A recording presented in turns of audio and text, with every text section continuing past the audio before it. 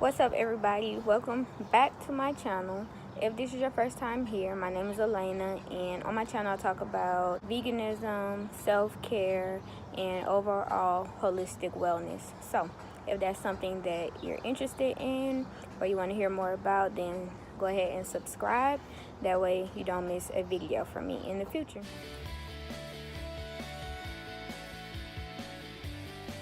So today's video is about sources of stress and effective stress management. About what stress is and effective ways to manage and cope with stress. Hopefully this video is not too long. If it is, then in the description box I'll just put time for every time I switch topics or subtopics. That way you can just skip to what you want to hear about. So I have notes. It might be long, I hope it's not, but I have notes. So first I want to talk about what stress is. I looked up a few definitions for stress and I picked out the ones that I like the most. And the first one is your body's natural reaction to situations that challenge you, and it's your body's way of getting ready to deal with those challenges. The second one is a state of mental or emotional strain resulting from adverse or very demanding circumstances. So those definitions are just to put it into words. And if you notice in the definitions, it doesn't necessarily show stress as being a negative thing, because stress is not always negative. There is good stress and there's bad stress. So most of us already know what stress is, but the differences between the good stress and the bad stress, I don't think we ever really talk about. So the good stress is referred to as eustress, and the bad stress is distress. Eustress is what kind of motivates you to get something done. For example, a promotion or a new job, something that you've been working towards, and you actually obtain that, then you're gonna go through a certain amount of stress just because of that outside change that's affecting you, and you have to adapt to it. So eustress would be generating desire to achieve or overcome challenges. So that's good stress. You need that in order to push you to get things done that you want to get done, And then, so distress, the more common stress that we're used to, is defined as unpleasant feelings or emotions that impact functioning. So examples of that: finances was a big stressor that a lot of people told me about, relationship trouble, and managing time and obligations. So those can all be sources of distress. So the thing with eustress and distress, they work on like a continuum or a bell curve, which I'll insert a picture in the video that shows like the bell curve that they work on.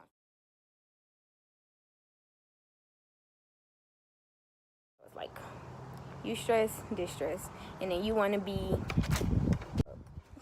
be like right in the middle for optimal performance. A note that I made was the methods that we use to maintain eustress are the same methods that we use to reverse or manage distress, and I'll go into those methods later in the video.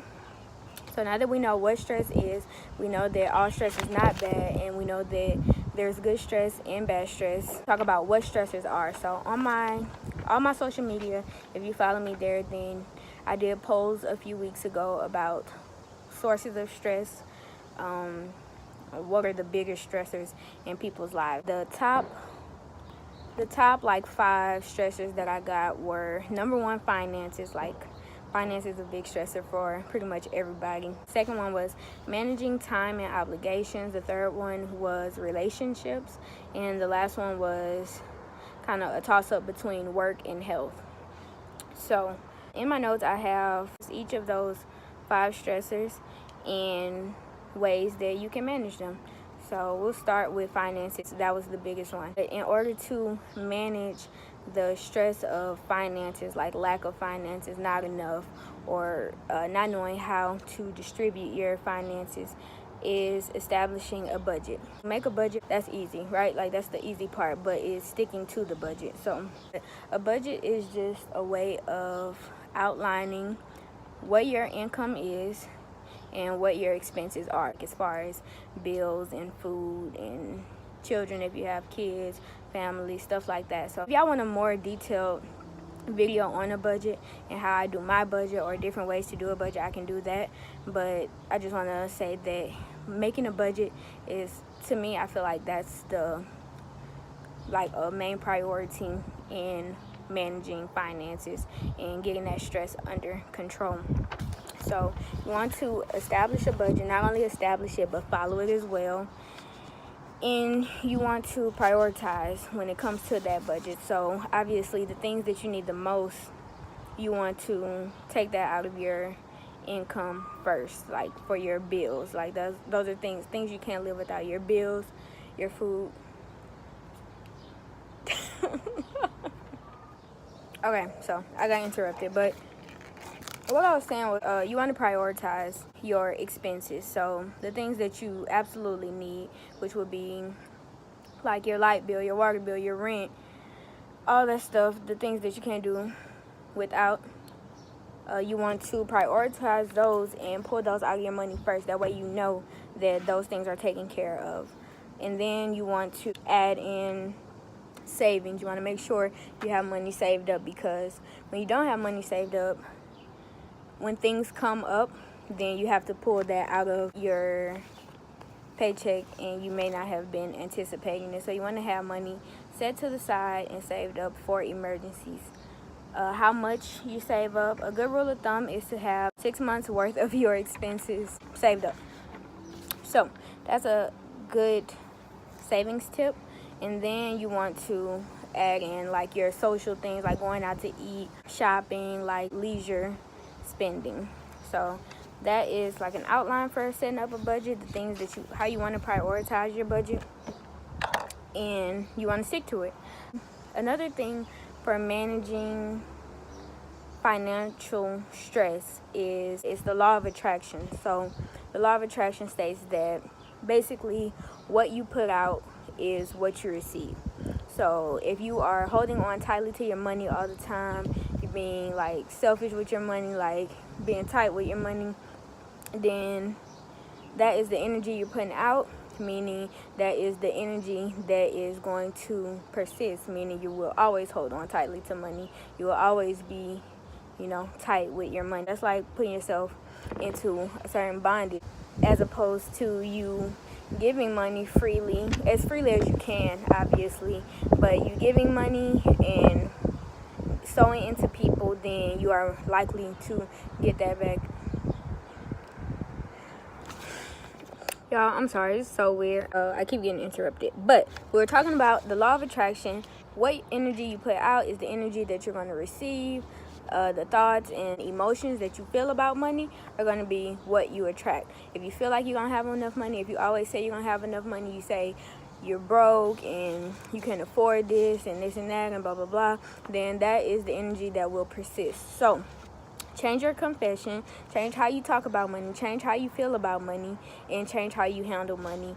And that is like the main part of overcoming the stress of finances. I still stress about finances sometimes because things come up, but the way that I attack that stress now is very different from the way that I did it before. And you realize that after you start budgeting your money, start paying attention to your money, what it's doing, where it's going, then you have better control over how to save your money or use it more wisely. So, law of attraction, giving you shall receive. You hold on tightly to money and you're stingy with money, then you will always have to hold on tightly to money and be stingy with money.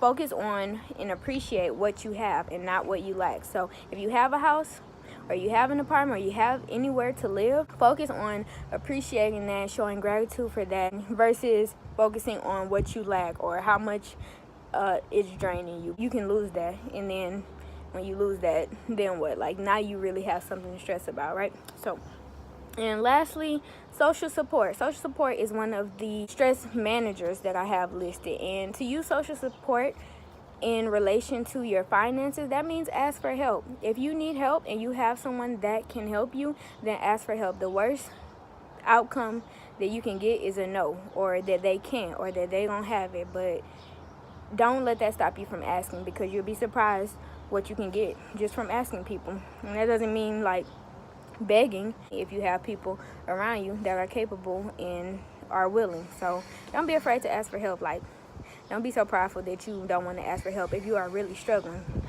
because when you do get that help, it'll help you get back on track, and then you're able to give freely back to that person who did so into you. So that's all that I have for finances. The next stressor is managing time and obligations. So the first thing I have for managing time and obligations is keeping a planner. Same thing with a budget. If you write down the things, you have to stick to it. So keeping a planner, that means planning out what you have to do, planning out your obligations, writing it down so you can see it in physical form. You don't have to worry about forgetting about something, or like something coming up last minute, because you have it all written down. So if you get a planner, maintain that planner, and pay attention to it, then that is the first step in managing your time more effectively and your obligations.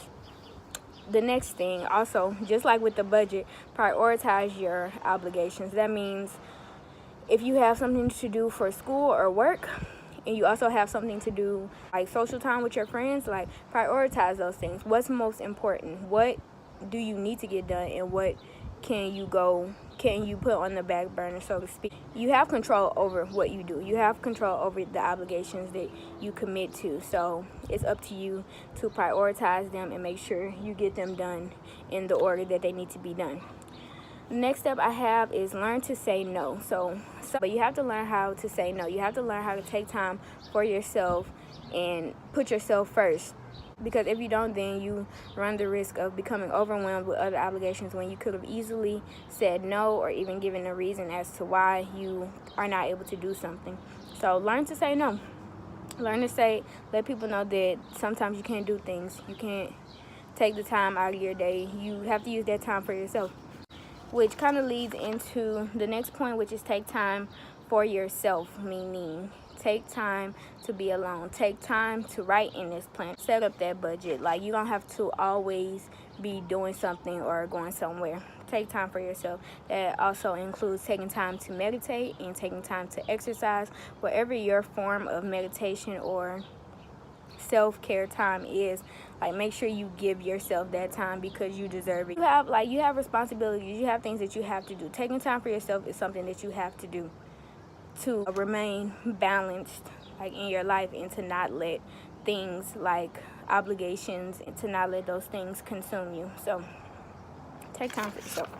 And lastly, I have set intentions and strive towards them, which is along the lines again of the law of attraction. So when you set your intentions, it's different from just having a plan, right? So when you set your intentions, it means that whether you write it down or you say it verbally every day, it's your way of making a specific goal and saying that you will accomplish it, or you will get it done. It's something as simple as, I will have a good day today, I will have a productive day today. It's just making a conscious decision that this is what I want to happen, so I'm going to say that out loud. I'm going to put that into the universe, and that's what I'm going to get back. Set your intentions, and that gives you like mental reminder. You can kind of hear yourself saying that throughout the day.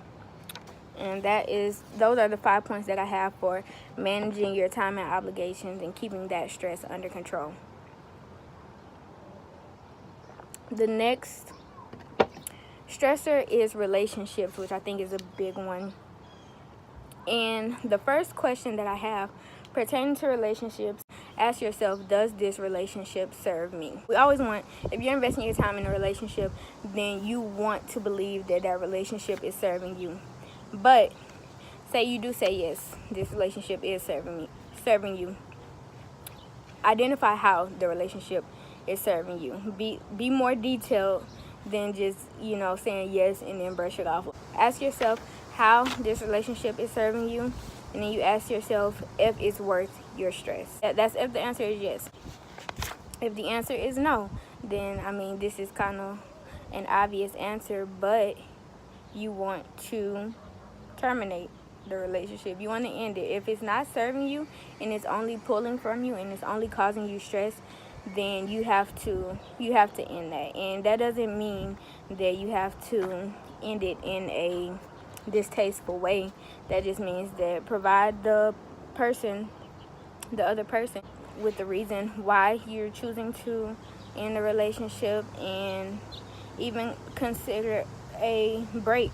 And when I say a break, it doesn't mean like I'm gonna take a break from this relationship and do something in another relationship. It means taking time to spend with yourself, taking time to meditate, taking time to learn and depend on yourself, versus learning about another person and depending on another person.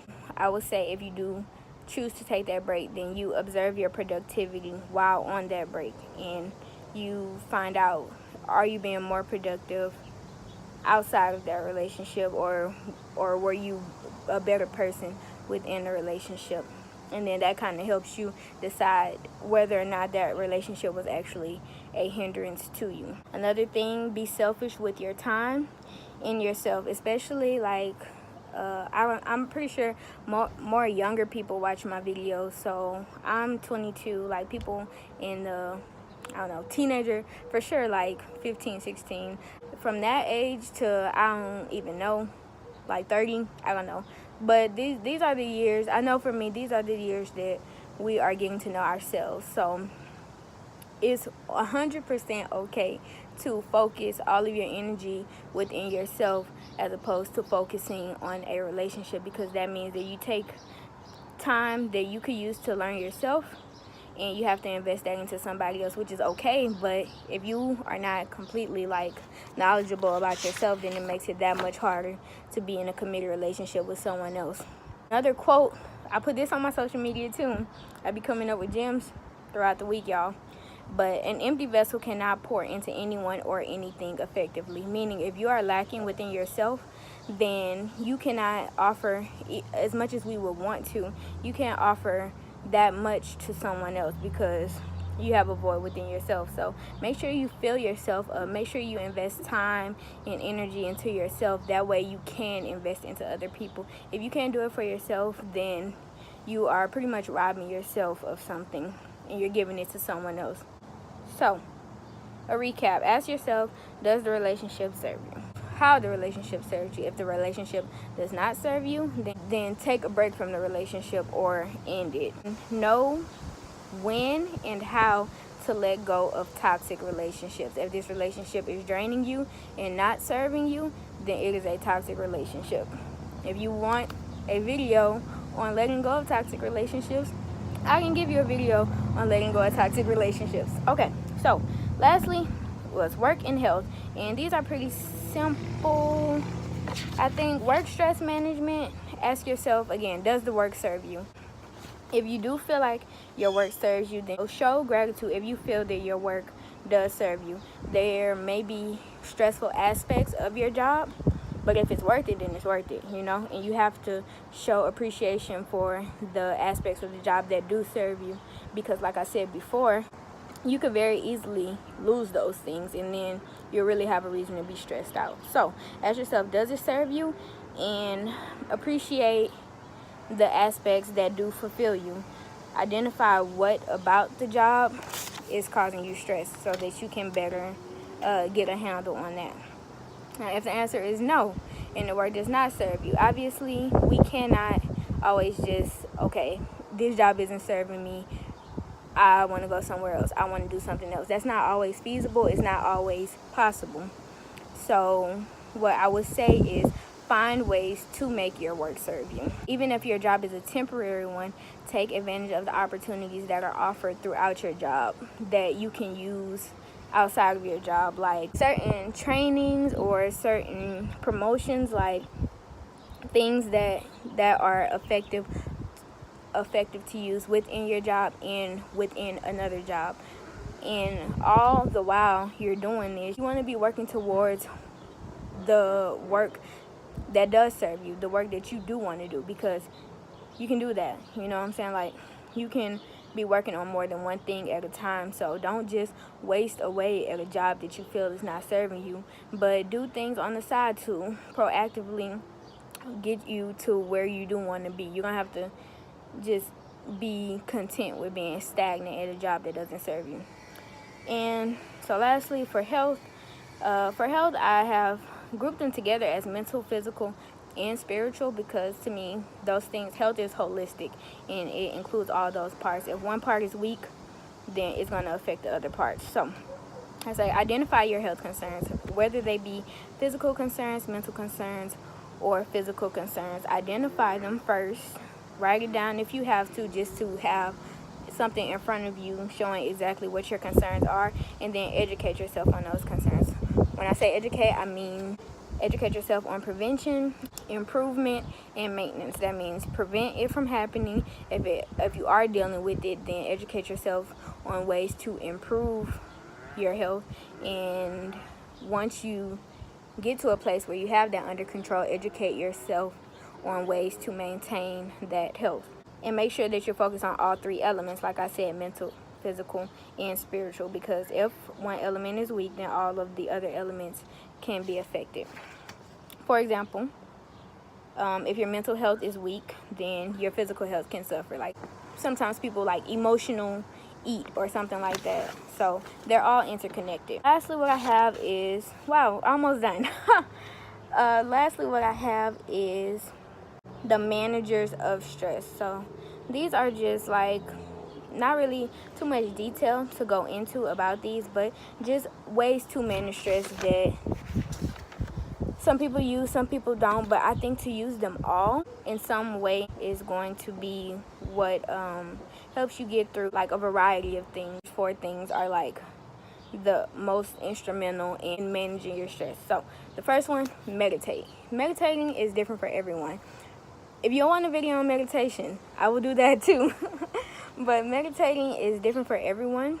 Some people meditate by going to church, taking a walk, by doing yoga, exercising, anything like that. Meditation is just time that you take to yourself, time you take to focus. And it doesn't necessarily mean turning your brain off, right? Because a lot of times when we think of meditation, we think like, and like just not thinking about anything. But it's really possible to not think about anything. Not really. So it just means to observe your thoughts. Kind of when I meditate, if I do think of something, I'll make a mental thought of that thought. A thought is mental. I make a mental note of that thought and, you know, kind of refer to it later if it's something that's important. If it's not, then I kind of just take my mind elsewhere. But meditating is just giving yourself time to unwind, to relax, giving yourself time like to silence everything around you. You see what comes to your mind, you know? So you get a lot of good revelations out of meditation, I tell you what. Okay. The next one is working out. A lot of people, some people like working out, some people don't, but working out is important for your physical health, and it's also, it can be a good way to de-stress. A lot of people use it to de-stress. It kind of takes your mind off of whatever it is that you're thinking about, and it can lift your mood. Time management, like I said, with keeping a planner, kind of keeping control over what your obligations are, letting those things get away from you. So time management, great way to reduce stress, because if you won't worry about being overwhelmed with things if you are managing them effectively. So time management and social support. Even if you are like an introvert or you don't really like to be around people all the time, it's always good to have someone, at least one person that can provide to you social support, someone that you can vent to or someone that you can talk to, dialogue with about the things that are going on, versus having to keep that stuff into yourself. Because whether you are an introvert or not, that's something that's important, like for anybody, to have social support. Are the 4 managers of stress that I feel like at least one of them can be applied to any stressful situation, and it can help you better manage how you're feeling and help you to cope with that stress. So that is all that I have, guys. Everything we talked about in the video, I talked about what stress is, the difference between good stress and bad stress, what stressors are, and ways to manage each of those stressors. So, y'all, I hope y'all enjoyed this video. I have in the description box the time that I start talking about each subtopic. So thank y'all for watching. Leave comments, like this video if you enjoyed it. Please share it, give it a thumbs up, subscribe so you don't miss any more videos, and share it. Thank you. Peace.